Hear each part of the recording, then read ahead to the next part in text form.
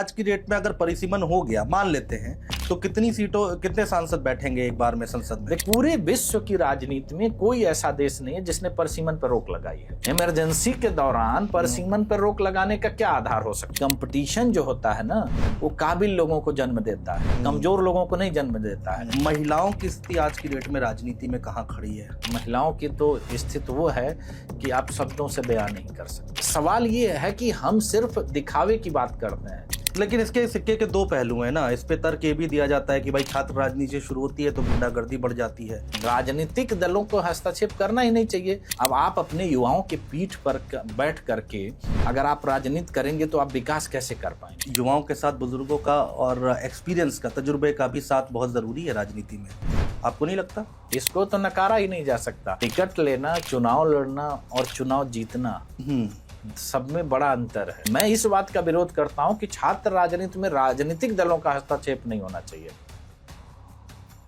नमस्कार दोस्तों, मैं हूं आपके साथ अनुज श्रीवास्तव। आज का पॉडकास्ट हमारा बेहद खास होने जा रहा है। देश में एक ऐसा मुद्दा है जिसकी गंभीरता से चर्चा करना बहुत जरूरी है। देश की राजनीति में अगर उस मुद्दे को हटा दिया जाए तो कहा यह जा रहा है कि आने वाले वक्त में उसके बहुत ही दुष्परिणाम देखने को मिल सकते हैं देश की राजनीति को लेकर। इस पॉडकास्ट में हम क्या क्या कवर करने जा रहे हैं, किन किन बातों पर, मुद्दों पर बात करेंगे, वो जल्दी से मैं आपको बता देता हूं। सबसे पहले हम बात करेंगे देश की राजनीति में युवाओं की क्या स्थिति है, उनकी भागीदारी कितनी होनी चाहिए, महिलाओं की भागीदारी कितनी होनी चाहिए। इसके बाद हम बात करेंगे परिसीमन की। परिसीमन एक ऐसा मुद्दा है जिसकी चर्चा बहुत जोर शोर से होनी चाहिए और उसके फायदे क्या हैं, उसके नफा और नुकसान क्या हैं, ये जानने और समझने की कोशिश करेंगे। बात करेंगे युवा राजनीति की। जितने भी बुजुर्ग नेता जो रिटायर हुए हैं, उनके जाने के बाद उनकी जगह पर कौन आया है? क्या कोई युवा बैठा है? क्या 30 साल से कम उम्र का कोई सांसद बैठा है? ये तमाम बातें करेंगे, चर्चा करेंगे। हमारे साथ इस पर बातचीत करने के लिए बेहद खास मेहमान जुड़ रहे हैं। आई युवा के संस्थापक हैं रुद्र प्रताप सिंह जी। रुद्र जी, बहुत स्वागत है आपका। जी, बहुत नमस्कार। आपका बहुत बहुत धन्यवाद आपका। रुद्र जी, सबसे पहले आप आई युवा आपकी संस्था है, उसके बारे में जल्दी से दर्शकों को बताएं। लोग जानना जरूर चाहेंगे। युवा शब्द इसमें जुड़ा हुआ है, तो क्या सोच थी, क्या कैसे काम करती है आपकी संस्था, क्या इसमें मकसद है? देखिए, पहले इसका नाम रखने के पीछे एक मेरी लॉजिक थी कि जब आप इसको कहते हैं तो आप अपने लिए कहते हैं कि आई युवा, मतलब कि मैं युवा हूँ। तो इससे मैंने इसके नाम रखने की शुरुआत करी। और हमारी संस्था का जो मुख्य कार्य है कि युवाओं के राजनीति में जो भागीदारी है उसको बढ़ाया जाए जी। क्योंकि देखिए, बात तो होती है कि युवाओं की, कि युवा देश का भविष्य है, लेकिन जब राजनीति में वो पिछड़ जाता है तो भविष्य उसका अंधकारमय होता है। तो इसलिए हम लोग इस पे बहुत लंबे समय से इस पे कार्य कर रहे हैं कि युवाओं की राजनीति में भागीदारी बढ़ाई जाए। और साथ में हमारा एक और कार्यक्रम है युवा भारत अभियान, जिसके माध्यम से हम लोग ग्रामीण भारत को करीब से देखने की कोशिश करते हैं कि तो जिसमें उसमें एक बड़ा मुख्य बिंदु ये होता है कि हर गांव में एक खेल का मैदान और एक ई लाइब्रेरी की स्थापना करी जाए कि जिससे गांव का बच्चा पढ़ भी सके और शारीरिक रूप से स्वस्थ भी हो सके, क्योंकि दोनों चीज जरूरी होती है एक युवा के लिए, एक बालक के लिए। तो इस पे हमारी संस्था काफी लंबे समय से काम कर रही है। बहुत बहुत अच्छी बात है। और गाँवों में, ग्रामीणों में अगर लाइब्रेरी खुलेगी, किताबें वहाँ पर पढ़ने को मिलेंगी बच्चों को और खेलने का मौका मिलेगा, तो वाकई वो भारत आगे जाएगा और वो क्षेत्र आगे बढ़ेगा। हम पहले युवाओं की बात कर लेते हैं। क्या आज की डेट में राजनीति में जहां हम लोग खड़े हैं, युवा उनकी कितनी भागीदारी आपको दिखाई दे रही है? कितना बढ़ चढ़कर आना चाह रहे हैं? क्योंकि आप इस पर काम कर रहे हैं तो आप अच्छे से समझा पाएंगे। देखिए, अगर युवाओं की बात करी जाए तो युवाओं की भागीदारी राजनीति में नहीं के बराबर है। कारण क्या है कि जिनको हम युवा के नाम पर बात करते हैं वो कुछ चंद परिवार के लोग हैं कि जो केवल अपने पारिवारिक विरासत को संभाले हुए हैं। वो राजनीति का हिस्सा नहीं है। वो एक विरासत है जिसको वो पीढ़ी दर पीढ़ी संभालते हुए जा रहे हैं। देखिए, देश की राजनीति में युवा कब था? जब देश की आजादी की लड़ाई लड़ी गई। आपने देखा होगा कि अगर देश के लिए कुर्बानी जिन लोगों ने दी है, अगर उनकी लिस्ट निकाली जाएगी तो अधिकांश लोग उसमें 25 से 30 साल के बीच होंगे जिन्होंने देश को आजाद कराया था। और आजादी के बाद की भी एक स्थिति बनती है जो बहुत मतलब समझने वाली बात है। और आंकड़ों के हिसाब से मैं आपको बता रहा हूं कि जो शुरुआती 3 चुनाव हुए हैं उसमें जो युवाओं की आबादी थी वो 30% थी। अच्छा। जो चुन के प्रतिनिधि आए हैं, वो आंकड़े की बात है। जब 52 में इलेक्शन हुआ, 57 में हुआ या 62 में हुआ, तो युवाओं की आबादी जो थी वो प्रतिशत थी जो 40 साल से कम उम्र के लोग। बताइए। तो सवाल ये उठता है कि देश की आजादी की बात हो या आजादी के शुरुआती दौर की बात हो, युवा राजनीति को लेकर के कितना सक्रिय था। क्योंकि लोग एक चीज को भूल गए हैं, जब अगस्त क्रांति की बात होती है कि जब अगस्त क्रांति हुई थी तो देश के सबसे सारे बड़े नेताओं को अंग्रेजों के द्वारा जेलों में बंद कर दिया गया था। और अगस्त क्रांति का इतिहास यही है कि उस नेतृत्व का बिना किसी नेता के होते हुए भी जिस तरह से युवाओं ने उसको संचालित किया था वो एक अभूतपूर्व घटना थी। और लोग ये कहते हैं कि अगस्त क्रांति जो थी उससे अंग्रेजों के ऊपर सबसे बड़ा आघात लगा था कि अंग्रेज इस बात से मतलब उनको ये आशंका भी नहीं थी कि इस देश का युवा देश के प्रति इतना समर्पित है। कारण क्या है कि सारे बड़े नेताओं को उन्होंने जिस तरह के किया जाता है कि उन्होंने सबको जेलों में डाल दिया कि कोई इस पे आंदोलन ही नहीं हुआ। लेकिन उसको अगर युवा उस मोमेंट को उस समय चला सकता है, शुरुआती दिनों में भारत की राजनीति में इतनी सक्रियता से चुनाव जीत के आ सकता है, तो आखिर उस युवा के साथ ऐसा क्या हुआ कि जो आज आते आते जब हम बात करते हैं 2025 की या 2024 के चुनावों की, तो ये केवल परिवार तक ही सीमित रह करके क्यों रह जाता है। जेपी आंदोलन ये सबसे बड़ा सवाल याद दिला दिया आपने। जेपी आंदोलन में बड़े युवा नेता निकले हैं। आप लालू यादव देख लीजिए, नीतीश कुमार देख लीजिए, नेताजी मुलायम सिंह देख लीजिए, वहीं से उन लोगों की राजनीति शुरू। अभी आप जिस देश की राजनीति में जितने बड़े नाम हैं वो सभी जेपी आंदोलन के ही। कोई ऐसा व्यक्ति नहीं होगा ठीक बात है। कि जो उसके पहले तो देखिए जो लोग थे वो देश के आजादी के लड़ाई के लोग थे, लेकिन उसके बाद अगर कोई भी नेतृत्व या युवाओं के अंदर वो क्षमता दिखी तो वो जेपी आंदोलन के बाद दिखी। और जेपी आंदोलन में निकला हुआ हर व्यक्ति सत्ता के शीर्ष पे रहा है। लेकिन फिर एक सवाल उठता है कि वही जेपी आंदोलन से निकले वही युवा नेता, वही जो समाज की बात करते और समाजवादी विचारधारा की बात करते हैं, वही सारे लोग कैसे परिवारवाद में बदल जाते हैं। वो वही लोग क्यों युवाओं के लिए सबसे बड़े बाधक बन जाते हैं। क्योंकि वो जेपी ने अपने आंदोलन के द्वारा देश को क्या दिया, वो नेतृत्व दिया, वो लोगों को दिया जो आज भी देश की राजनीति में छाए हुए हैं। बिल्कुल ठीक बात ठीक है। लेकिन जिन लोगों को उन्होंने ये अवसर दिया, क्या उन लोगों ने किसी एक नेता के साथ भी ऐसा किया कि जो ये कह सके कि नहीं मैंने एक इस युवा को ला करके राजनीति में स्थापित किया और आज देखिए इस राजनीति में इसका कितना बड़ा बोलबाला है। तो ऐसा क्यों नहीं हुआ। बिल्कुल। तो सवाल ये उठता है कि जब आप अपने लोगों के लिए ही खाई खोदने लगते हैं तो आप विकास कैसे कर पाएंगे। अगर इस देश का बुजुर्ग अपने युवाओं के लिए ही खाई खोदने पर उतर जाए तो देश आगे जा सकता है। वर्तमान परिवेश में यही चीज आपको पूरी राजनीति में होती दिखाई देगी कि युवाओं के लिए खाई खोदी जा रही है। हमारे देश के जो पहले लोग हैं, जो पहले युवा से और सत्ता के शीर्ष तक आए हैं, वो उनके लिए खाई खोद रहे हैं। तो ये राजनीतिक हालात हो गए। आपने ये बात बोली और मेरा दिमाग सीधे वहां गया कि जो लोग रिटायर हुए हैं, लाल कृष्ण आडवाणी, मुरली मनोहर जोशी, नेताजी मुलायम सिंह यादव, लालू यादव, नीतीश कुमार, जैसा बताया जा रहा है कि उनकी तबीयत खराब है, ऐसे ना जाने कितने और नेता हैं। उत्तराखंड में कई नेता, खंडूरी साहब, वो रिटायर हो गए। जो ये जनरेशन जब चली गई तो उनकी जगह पर क्या युवा लोग आ पाए, युवा नेता उनकी जगह ले पाए, ये भी अपने आप में एक बड़ा सवाल है। मैंने क्या कहा कि आप वो स्थिति पैदा नहीं कर पा रहे हैं कि जिससे कोई युवा इसमें इंटरेस्ट ले, और आप जानबूझ करके ऐसा नहीं चाह रहे हैं। ऐसा नहीं है कि कोई भी चीज अनजाने में हो रही है। अच्छा। ये जानबूझ करके किया जा रहा है। आप एक बात बताइए, वर्तमान में जितने भी बड़े नेता हैं क्या उन्होंने अपनी धरोहर किसी और नेता को सौंपी है? अगर परिवार की बात छोड़ दी जाए तो आप बताइए कि अगर मैं बात कर रहा हूं कि आप उड़ीसा के नवीन पटनायक जी की बात करिए, क्या नवीन पटनायक जी इतने दिन सत्ता में रहने के बाद किसी ऐसे नेतृत्व को तैयार कर पाए कि जिस पर देश को गर्व हो? या ममता बनर्जी जी आप वर्तमान में मुख्यमंत्री हैं, या आप उत्तर प्रदेश में आप मायावती जी की बात कर लीजिए, या और बहुत सारे बड़े नेता हैं। मैं एक नेता के नाम की बात नहीं कर रहा हूं, हर पार्टी में। क्या उन्होंने अपनी नेक्स्ट जनरेशन के किसी ऐसे नेता को तैयार किया कि जो उनके कद काठी का हो? बड़ी बात है। तो ये कैसे नहीं हुआ? क्योंकि अगर कोई रास्ता है और उस रास्ते पर चलकर आप सफल हुए हैं तो दूसरे आदमी के लिए वो रास्ता कैसे रुक गया? वो तो और आसान हो जाता है ना। किसी भी आप दुनिया के किसी और भी फील्ड में आप जाकर के देखते हैं तो वहां ऐसा होता है कि एक व्यक्ति अपनी धरोहर किसी को सौंपता है या उससे प्रेरित होकर के बहुत सारे लोग उस जैसे काम करते हैं। ठीक बात। लेकिन वो राजनीति में क्यों नहीं होता है? नहीं होता है क्योंकि वही व्यक्ति ये नहीं चाहता है कि कोई हमारे जैसा बने। क्योंकि अब जेपी जैसे नेता कहाँ रहे? आज अटल बिहारी वाजपेयी जैसे लोग कहाँ रहे कि जो एक देश में एक नया नेतृत्व पैदा कर दें, लोगों के अंदर वो विचार ला दें।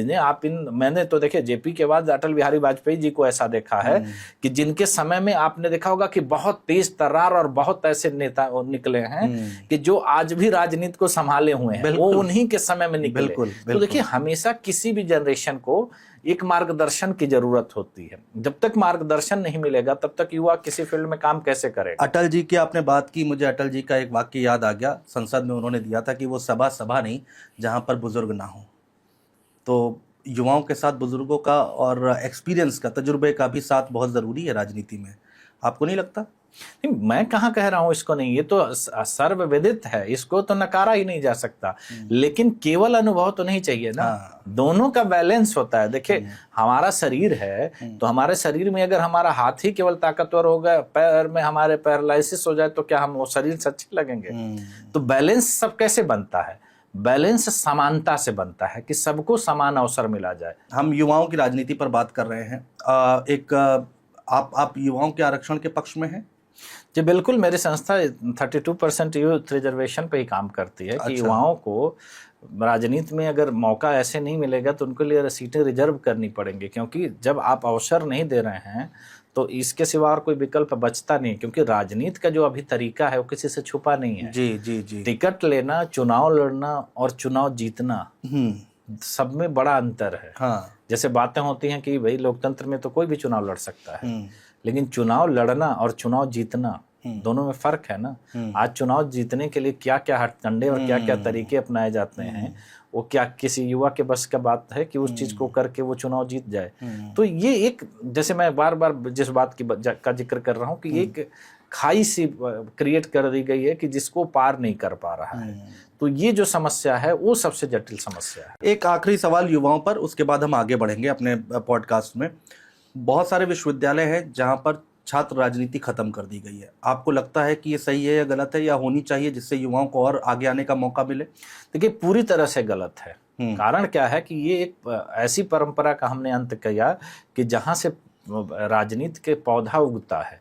आपने छात्र संघ राजनीति को रोक लगाने की आवश्यकता क्या पड़ी थी? क्योंकि एक विचार है, कोई ऐसी बात चीज थोड़ी है कि जिसको आप गलत साबित करने की कोशिश कर रहे हैं। राजनीति इस देश की एक परंपरा है और राजनीति में सबकी रुचि होनी चाहिए। ऐसा कैसे हो सकता है कि नहीं होनी चाहिए?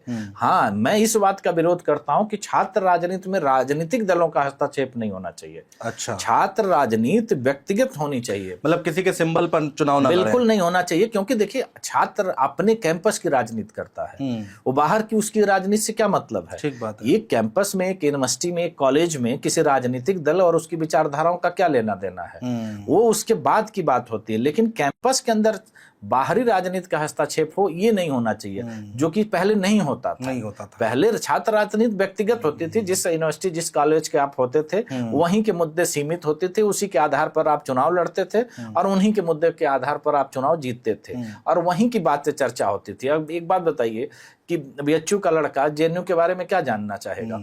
वो क्योंकि उसका जो सर्कल है वहीं का है। लेकिन उसमें अगर केंद्रीय पार्टियां या क्षेत्रीय पार्टियां हस्तक्षेप करती हैं तो उसका क्या महत्व होता है? लेकिन इसके सिक्के के दो पहलू हैं ना। इस पे तर्क ये भी दिया जाता है कि भाई छात्र राजनीति शुरू होती है तो गुंडागर्दी बढ़ जाती है, लोग अराजकता फैलाते हैं। बिल्कुल बढ़ती है, और इसीलिए मैंने क्या कहा कि जब बाहरी राजनीति उसमें प्रवेश करती है तो ये बढ़ेगी, क्योंकि तो वहां तब आपके वर्चस्व की लड़ाई हो जाती है। राजनीतिक दलों को हस्तक्षेप करना ही नहीं चाहिए। आज जितने राजनीतिक दल ने अपनी छात्र विंग बना रखी है, क्या उनका योगदान किसी छात्रों के विकास को लेकर के है? मुद्दा तो यही है ना, शिक्षा के विकास पे वो काम कर रहे हैं। वो एक राजनीतिक दल के छात्र विंग के तरह काम कर रहे हैं, तो ये तो चीज होनी ही होनी है। आप छात्र राजनीति में अपने वर्चस्व को क्यों लाते हैं? भाई इंडिविजुअल होने चाहिए ना। जैसे ग्राम प्रधान के चुनाव होते हैं, व्यक्तिगत होते हैं, वो किसी पार्टी के सिंबल पर नहीं होते हैं। कल के डेट में उसको आप पार्टी के सिंबल पर करा के देख दीजिए, पूरे गांव की राजनीति आप बदल जाएगी। एक दूसरे को आप आपस में टकरा देंगे, क्योंकि वहां व्यक्तिगत की जगह आप पार्टी की बात करने लगते हैं। तो वो इकाई पार्टी के लिए नहीं सूट करती है। पार्टी की इकाई, क्योंकि देखिए कोई भी पार्टी की विचारधारा जो होती है वो प्रदेश को लेकर के होती है, देश को लेकर के होती है, वो एक उसका आइडियोलॉजी होती है, उसके साथ वो काम करती है। वो हर जगह नहीं लागू हो सकती है, और खास करके छात्र राजनीति में तो बिल्कुल लागू नहीं हो सकती है, क्योंकि वहां शिक्षा से संबंधित मुद्दों पर बात होती है।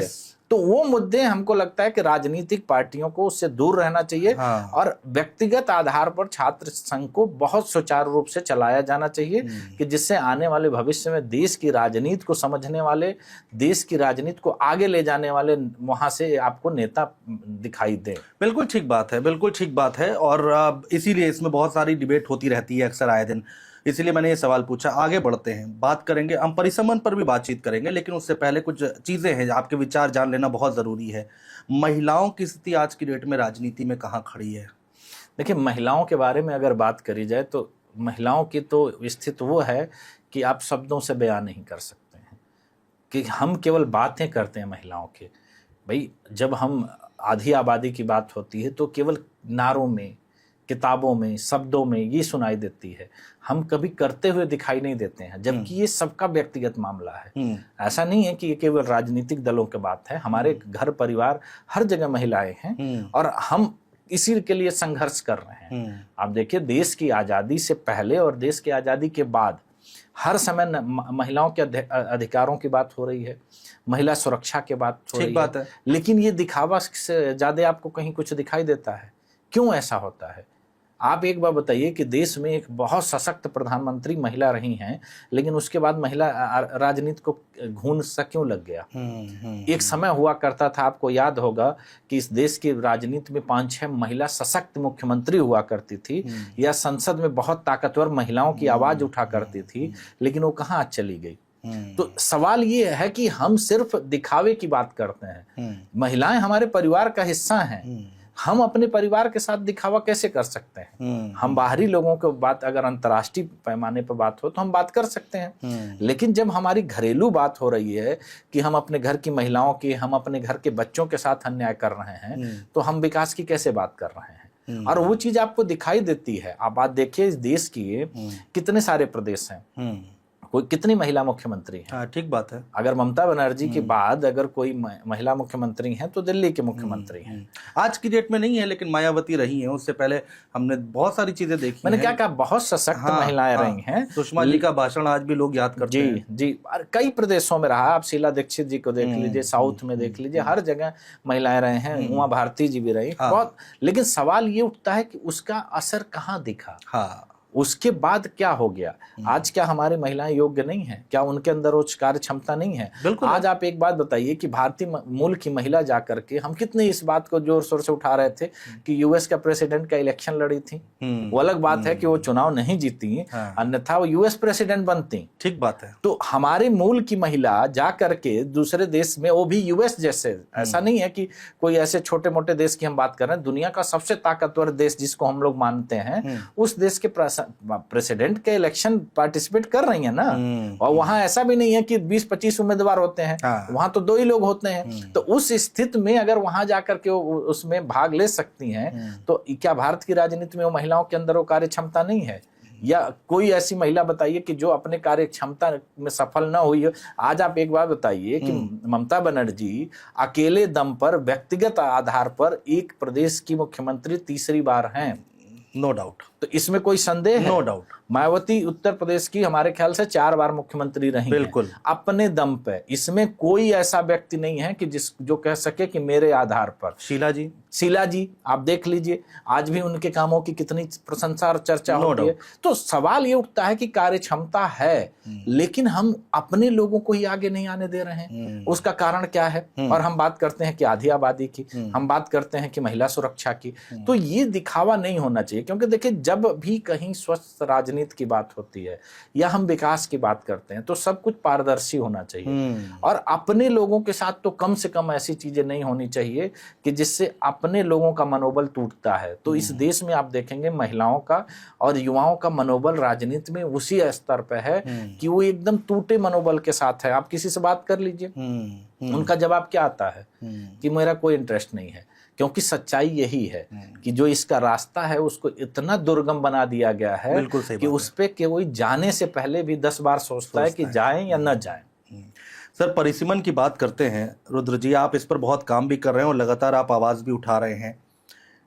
परिसीमन, क्या हमारे सांसद जो हैं उनके नीचे जितनी जनता है, क्या वो ज़्यादा है? या फिर जितनी सीटें आज की डेट में लोकसभा में हैं वो ठीक है, सेटिस्फाई है, या फिर बढ़नी चाहिए? और अगर बढ़नी चाहिए तो आपके हिसाब से आज की डेट में लोकसभा में कितने सांसद होने चाहिए? देखिए, इसमें 2-3 पहलू हैं। पहले तो देखिए, इस न सांसद की संख्या के पे है, न जनसंख्या पे है, ये एक राजनीतिक सोच पे है। अच्छा। क्योंकि जब परिसीमन की व्यवस्था करी गई, जब हमारा देश का संविधान बनाया, तो उन लोगों ने इस चीज को बहुत बारीकी से समझा कि आखिर लोकतंत्र चलेगा कैसे। ठीक है। क्योंकि लोकतंत्र को राजतंत्र में बदलने की जो लोग ताकतवर होंगे वो कभी भी कर सकते हैं प्रयास, और हो सकता है। और आप देख लीजिए कि अपने पड़ोसी देश और बहुत सारे ऐसे देश हैं कि जो लोकतंत्र के बाद किस तरह की वहां की स्थिति पैदा हुई। तो हमारे देश के जो संविधान के निर्माता थे उस पर उन्होंने बारीकी से अध्ययन किया कि हर 10 साल के बाद जब जनसंख्या की गणना होगी तो सीटों का परिसीमन होगा, और सीटों के परिसीमन में संख्या और क्षेत्र दोनों बदलते हैं। हाँ, जो बहुत बारीकी से समझने वाली बात है कि संख्या भी बदलेगी और क्षेत्र भी बदल जाएगा। तो जिससे ये इस आधार पर इसको बनाया गया था कि इससे किसी का भी एक अधिकार राजनीति पे नहीं होगा। ठीक है। क्योंकि संख्या बदलेगी तो लोग नए आएंगे, और जब नए लोग आएंगे तो पुराने लोगों के वर्चस्व को चुनौती देंगे।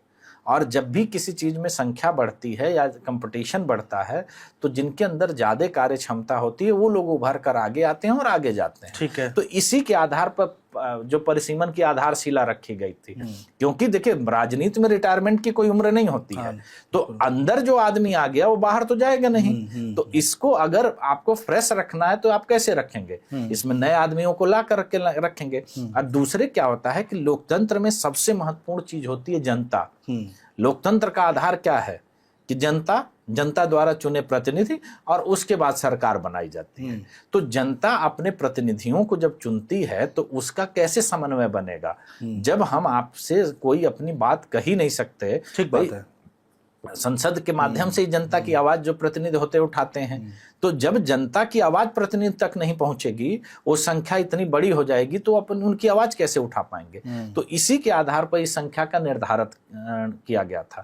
लेकिन आप ये सोचने वाली बात है कि इतने बारीकी से इसका अध्ययन करके अगर इसे लागू किया गया तो 20 साल में ऐसा क्या आफत आ गई थी कि इस पे रोक लगा दी गई। केवल आजादी के 20 साल की बात हो रही। 3 बार इस देश में परिसीमन हुआ।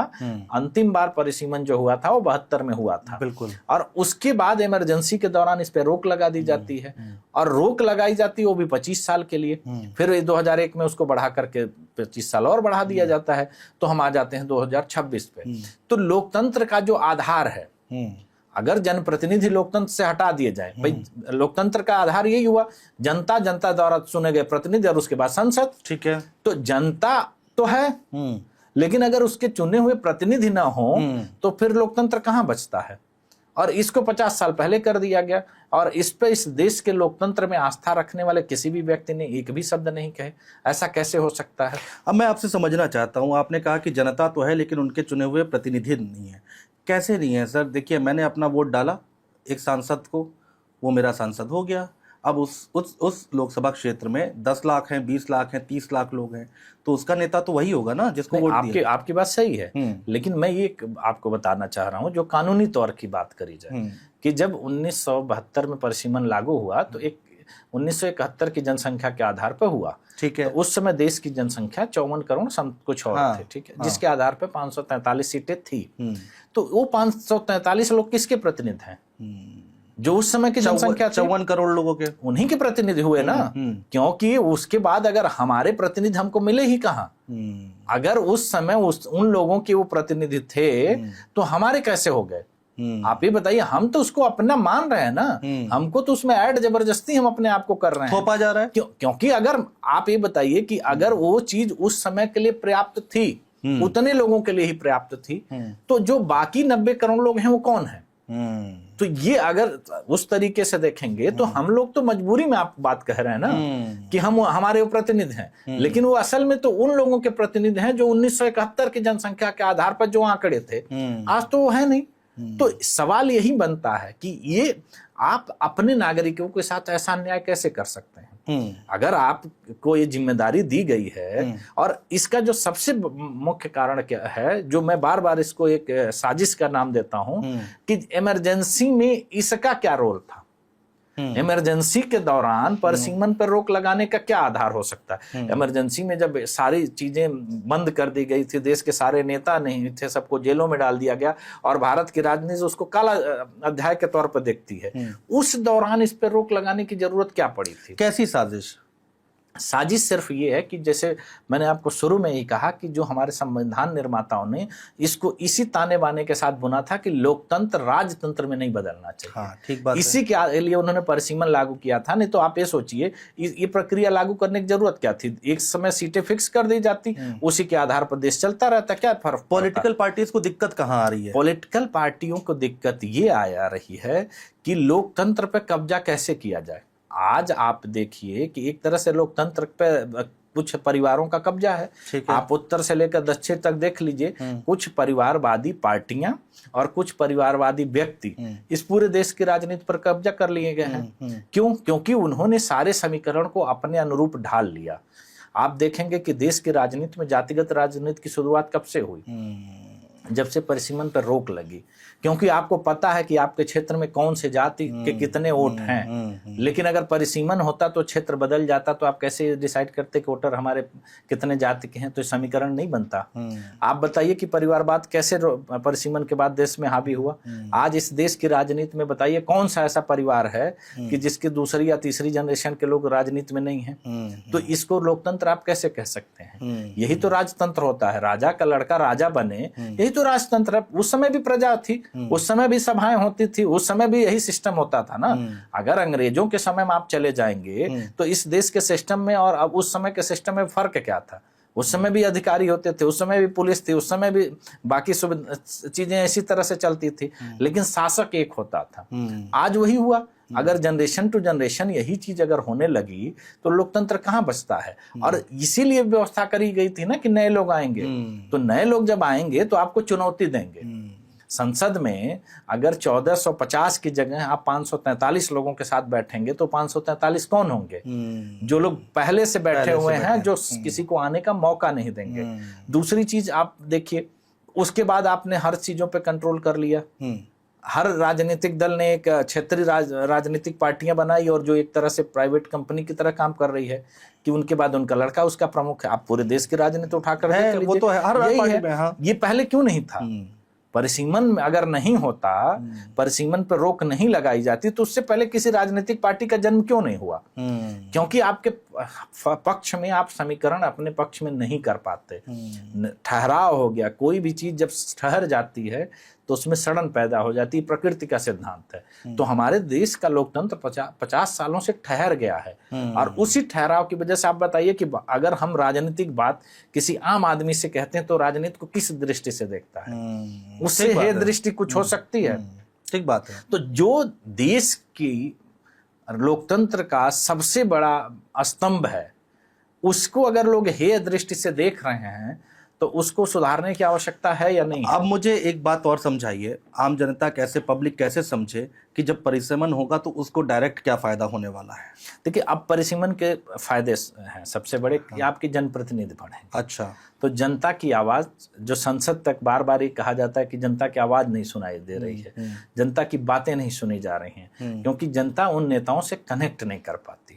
दूसरी जो सबसे बड़ी फायदा होगा कि जब आपकी जनप्रतिनिधियों की संख्या ज्यादा होगी तो कार्य क्षमता बढ़ती है। ठीक है। आज आप बताइए 30 लाख की संख्या पे हमारे एक सांसद हैं, वो वोटरों तक तो दूर की आप बात छोड़ दीजिए, मैं दावे के साथ कह रहा हूं, कोई भी सांसद अगर ये दावा करके बता दे कि वो हर एक गांव में गया है तो मैं उस बात को मानने के लिए तैयार हो जाते।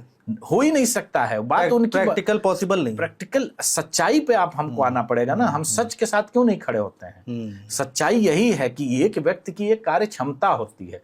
अभी तो हम राजनीति की और सारी बातों पे चर्चा करेंगे कि उसमें और क्या क्या बुराइयां हैं, लेकिन हम एक उस नेता की बात कर रहे हैं जो वाकई जमीन पे काम करता है और जनता के बीच जुड़ा हुआ है। उसकी भी कार्य क्षमता होती है। वो 30 लाख लोगों तक कैसे पहुंच सकता है? और क्या 30 लाख लोगों की समस्या ही नहीं होगी? बिल्कुल समस्या तो रोज होगी, परेशानियां तो रहेंगी, वो कभी खत्म नहीं होंगी। और वो अपनी परेशानियां किससे कहेगा? अपने जनप्रतिनिधि से कहेगा, जो उसकी आवाज उठाकर यहाँ पर लाए और संसद में उस बात पर चर्चा करे।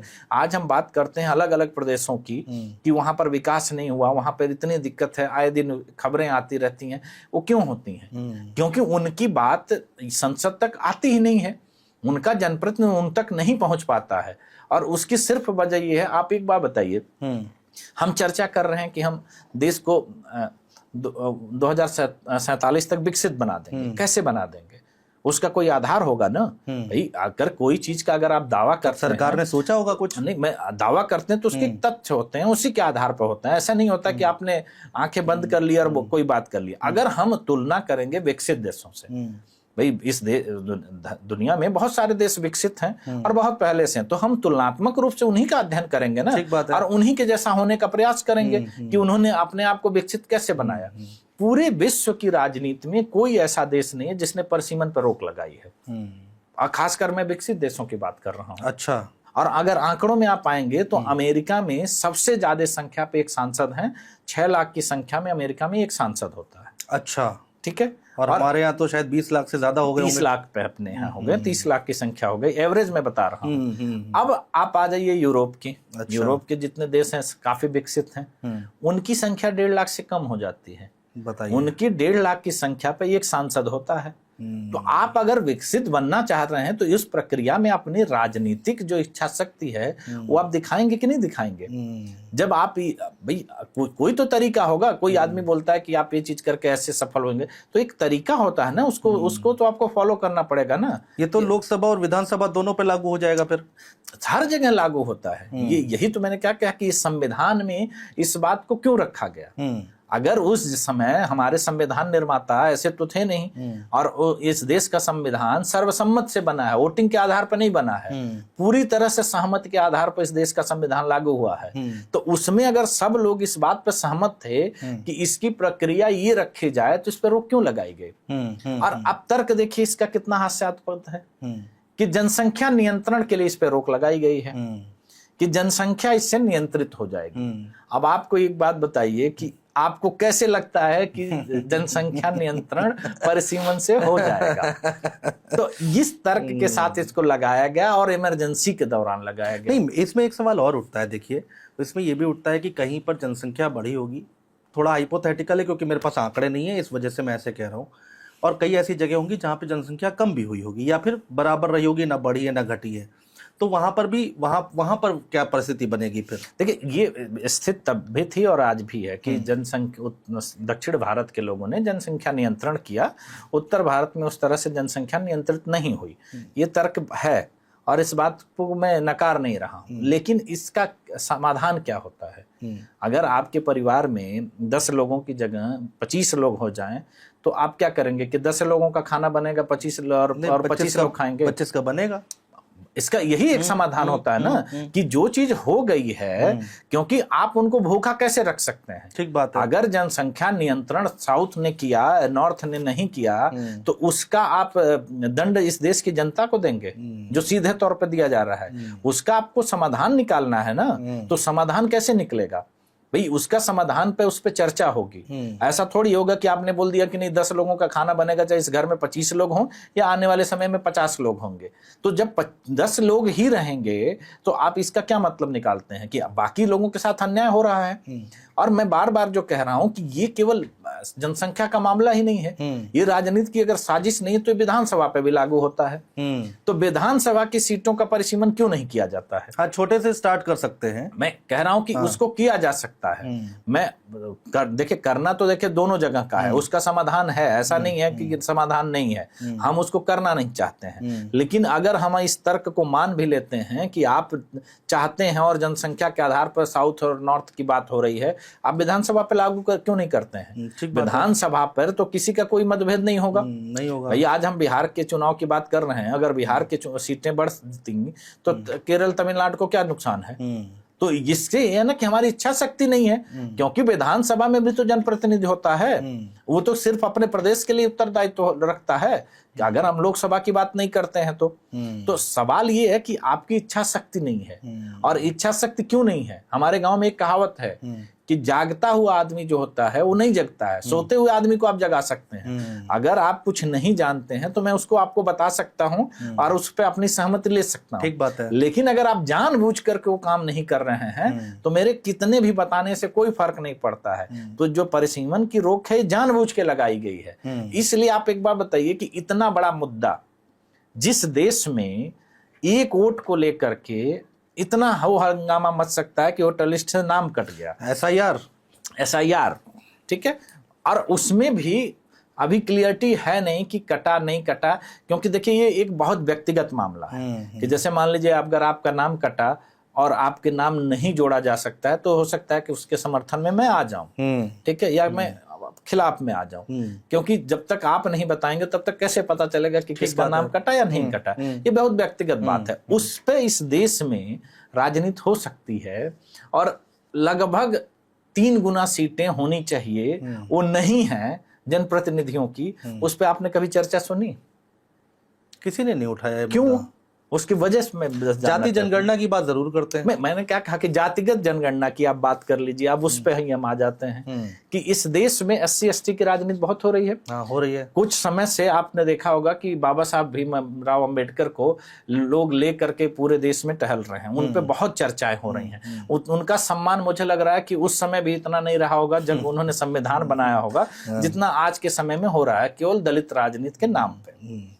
ठीक बात है। परिसीमन में और आपको ये पता होगा कि राजनीति में सिर्फ SC/ST को आरक्षण प्राप्त है, उनकी सीटें रिजर्व हैं। ठीक है, आज भी लोकसभा की 131 सीटें रिजर्व हैं SC/ST के लिए। हाँ।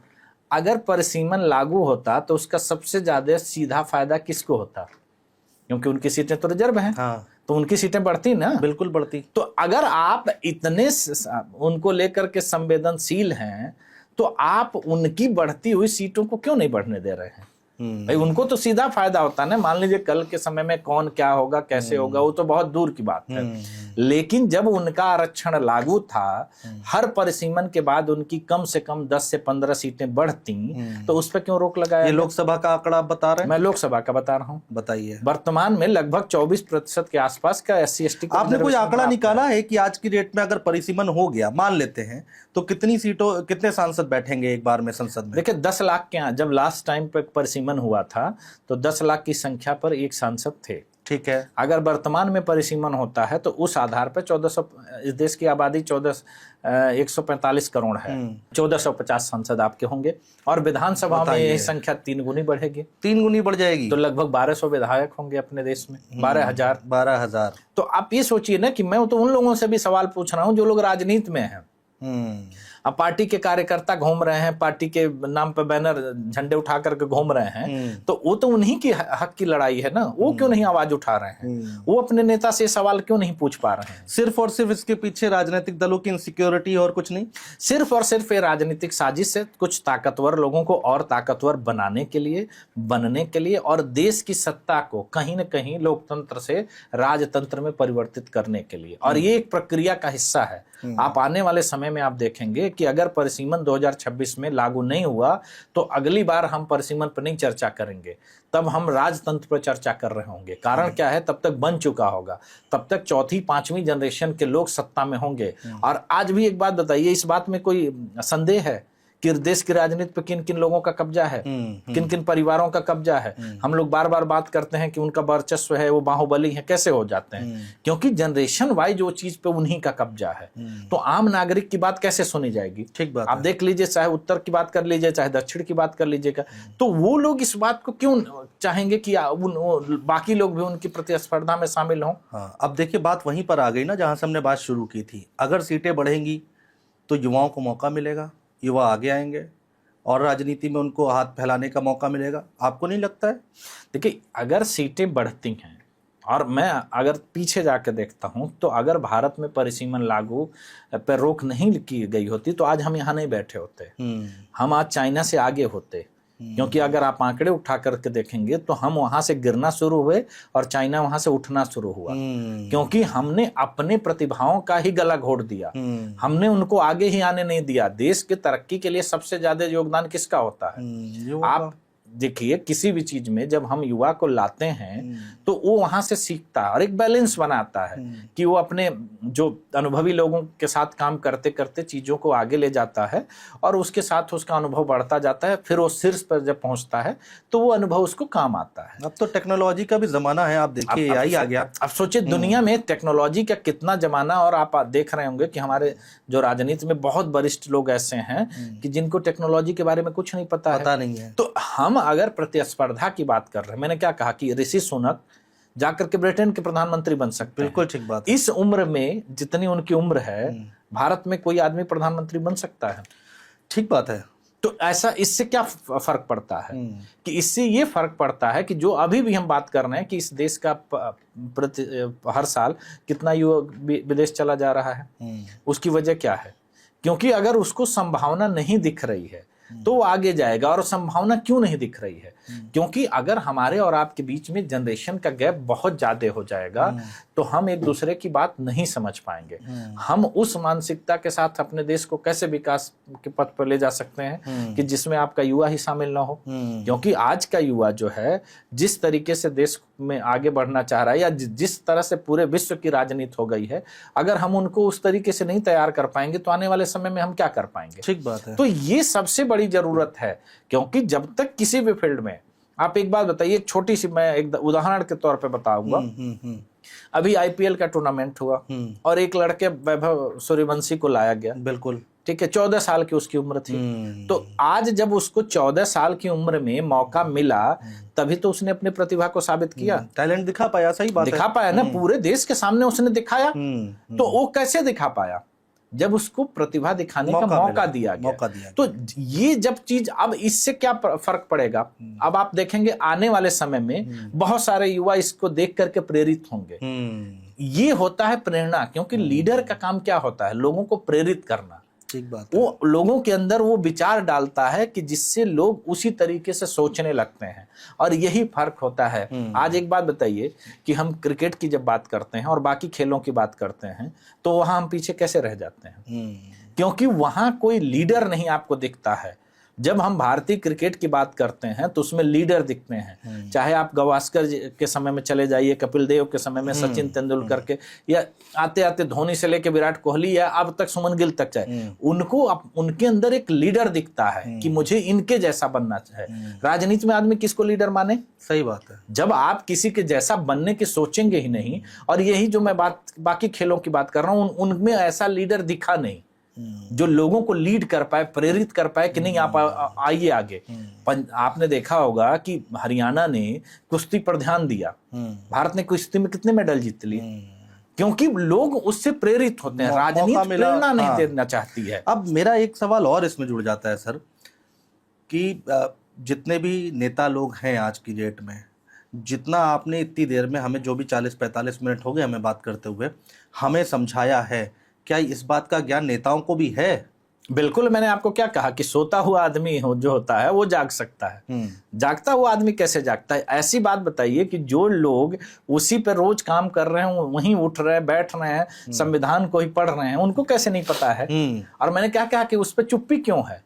आप किसी भी नेता से इस सवाल को पूछ करके देखिए और उसके बाद उसकी राय आप जानिए, फिर वो पता चल जाएगा। सारा गुड़ा भाग होगा उनके अपने क्षेत्र का तो कम से कम होगा ही। इसी वजह से है ना, क्योंकि वो उस प्रतिस्पर्धा के लिए तैयार नहीं है।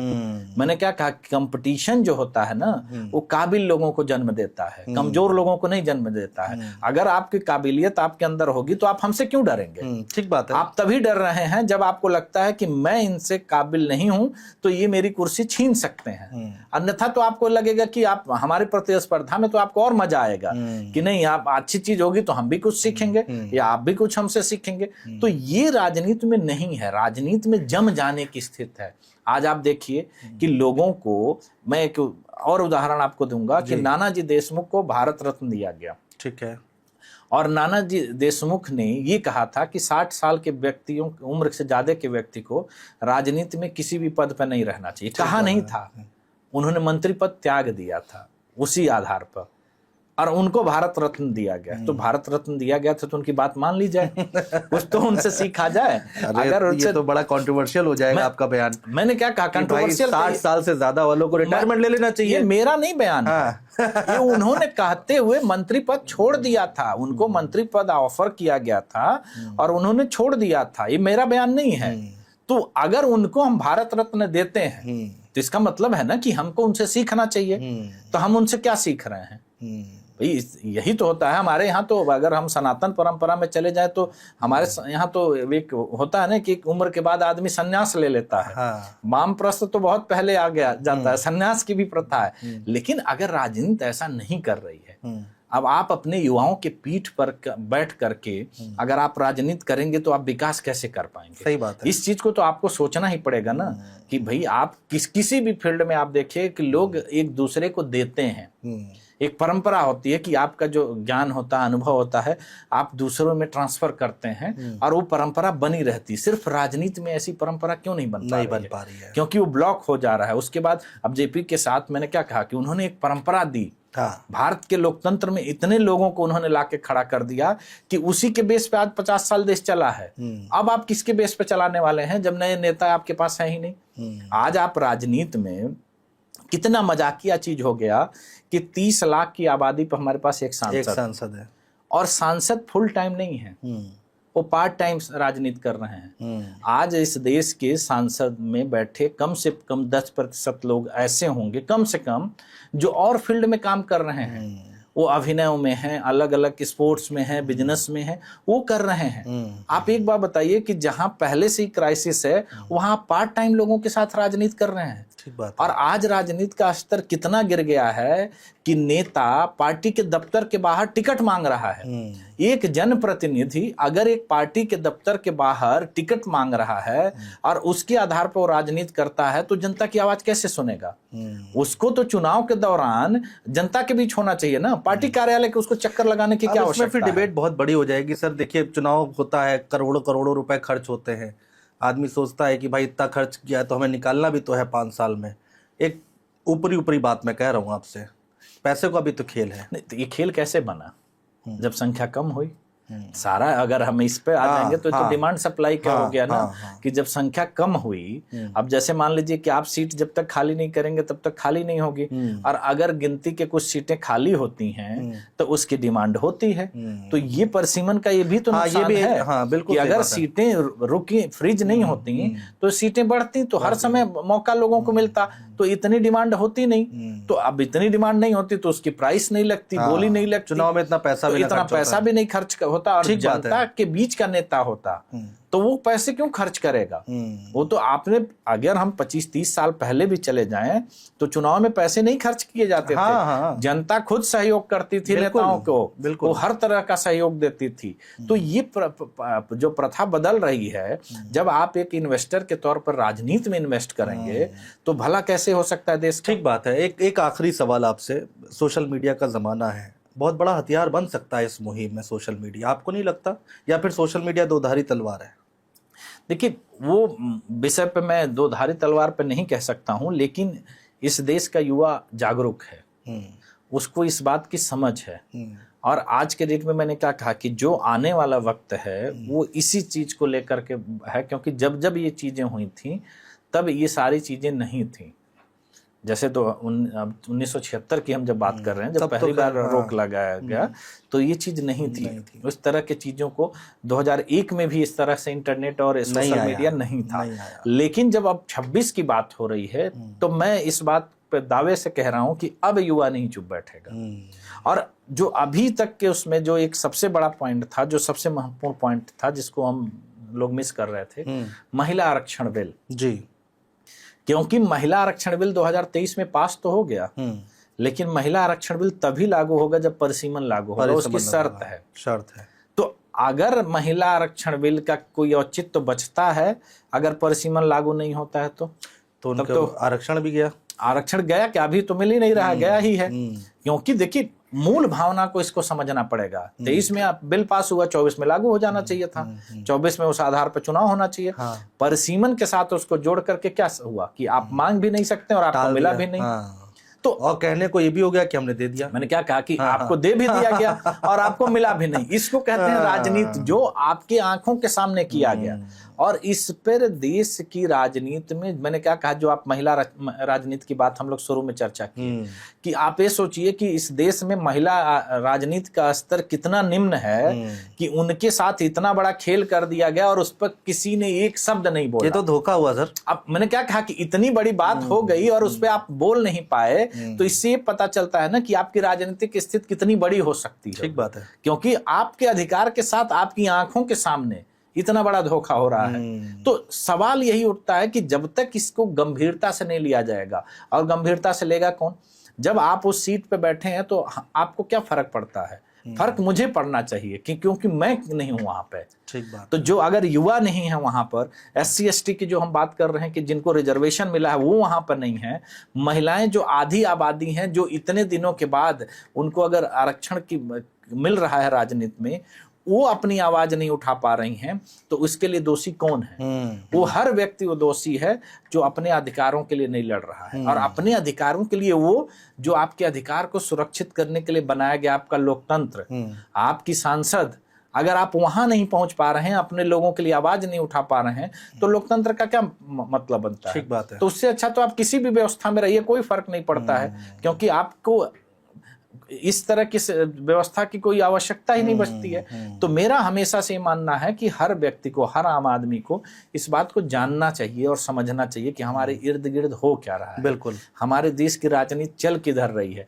हम अमेरिका की राजनीति पर चर्चा करें, ब्रिटेन की राजनीति पर चर्चा करें, उससे कुछ हासिल नहीं होगा। हमारे यहाँ क्या हो रहा है? हमें केवल सपने दिखाने से, सपने अगर आप कोई दिखा रहा है और आप सपने देख रहे हैं तो आप गलत हैं। क्योंकि आपको पता होना चाहिए ना कि ये सपने की सच्चाई क्या है। बिल्कुल। क्या जो हमें दिखाया जा रहा है वास्तविक है? हम विकसित देश का सपना देख रहे हैं, कब से देख रहे हैं, लेकिन उसका आधार क्या है? हम उस पथ पर जब चलेंगे तब हमें विकसित भारत मिलेगा। और उस पथ पे चलने के लिए सबसे पहले हम मानसिक रूप से तो मजबूत हों। जो 50 सालों से इस तरह के हम षड्यंत्र के शिकार हैं, अगर उसी में हम दबे रहेंगे, उन्हीं व्यवस्थाओं के साथ हम चलते रहेंगे, तो हम तो अपनी सोच को आगे नहीं रख सकते हैं, तो विकास की बात कहाँ से कर सकते हैं? बिल्कुल बिल्कुल बिल्कुल। और देखिए, जो युवा है या फिर जो हमें सुन पा रहे हैं, उनको बहुत सारी जानकारी इस पॉडकास्ट के ज़रिए मिली होगी, क्योंकि बहुत सारी ऐसी बातें हैं जो लोगों तक नहीं पहुंच पाती हैं और लोगों को पता ही नहीं है कि ऐसा भी कुछ संभव है, ऐसा भी कुछ हो सकता है। बहुत सहूलियत मिली होगी, बहुत सारी ज्ञान की बातें मिली होंगी लोगों को। बहुत शुक्रिया सर हमारे साथ जुड़ने के लिए, तमाम बातचीत। बहुत बहुत धन्यवाद आपका।